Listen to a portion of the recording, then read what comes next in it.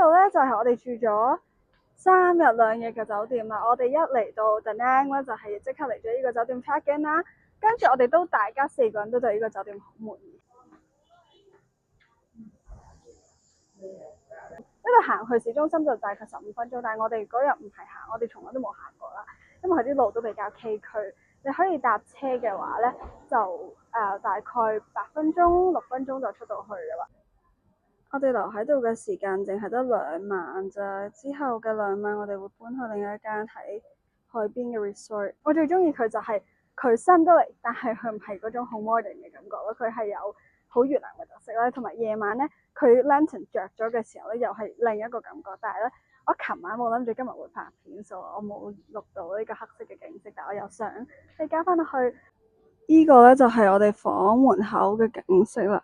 喺呢度仲有3個泳池啦，凌晨1點都仲喺呢度影相，都仲有6個8個人一齊喺度。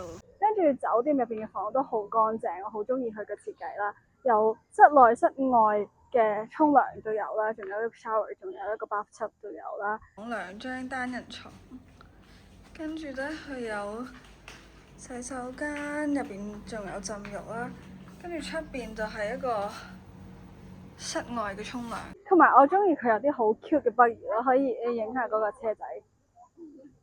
佢係好乾淨咯，即係佢嗰啲油漆咧係好，即係好光滑啦，好 glossy 嘅感覺。呢個就係酒店入嚟嘅門口啦。呢個酒店右邊咧就有呢啲單車啦，我覺得單車咧其實佢都幾靚咯，因為呢啲車咧其實全部都可以向酒店 reception 嗰度租。其實酒店有好多設施，我哋都仲未講得切享用啦。例如，其實我都想打佢 pickleball 咯，pickleball 係先到先得啦，即係你可以去reception 嗰度就係個 park，我哋都講唔切咯。My dad is a big fan of pickleball。哇！你睇下個大叔坐喺房門口，哇咁粗魯嘅，壓起隻腳，哇咁樣。Hello mom。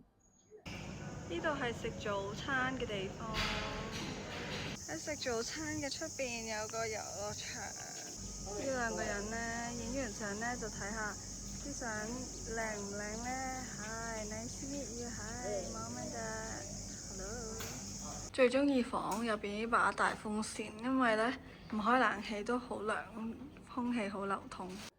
我哋啱啱就而家準備去 check out， 跟住就 call 咗酒店嘅 buggy 幫車我哋去 reception 嗰度。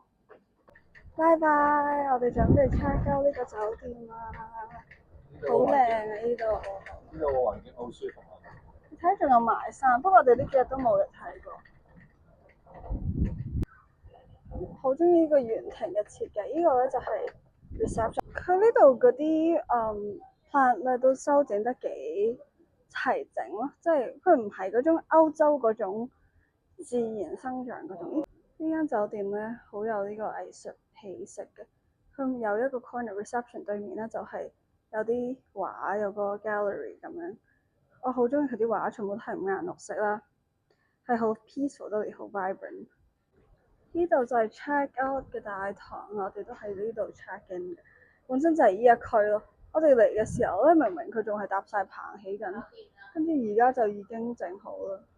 我哋下一間酒店就係嗰種一大個商場啊嗰種，所以特登訂咗2個唔同感覺嘅酒店去對比一下。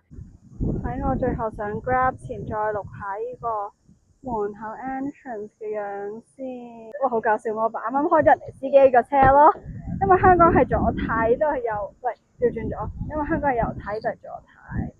Off to another hotel, see you guys soon, bye。有啲後悔 book 得2晚咁少，不過而家期待緊嚟緊呢2晚酒店，因為近乎完美呢間酒店真係好正。